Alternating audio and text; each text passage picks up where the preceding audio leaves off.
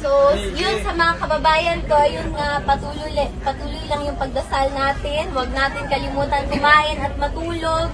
Pahinga tayo, tapos wag na natin silang patulan. Doon na tayo babawi sa eleksyon. Tapos, alagaan yung mga katawan, ha? Alagaan yung mga katawan. Ma'am, pakisama na rin po mga OFW, ma'am. Oo. Nakita ko sa internet, ang daming mga protest, mga prayer rally ng mga OFW. So, maraming salamat sa inyo lahat.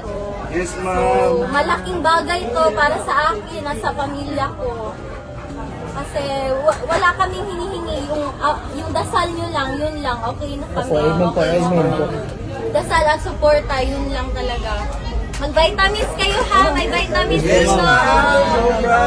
Maraming salamat sa vitamins, ma'am. Oo. Hindi yan, ano yan, donation. Donation pa rin.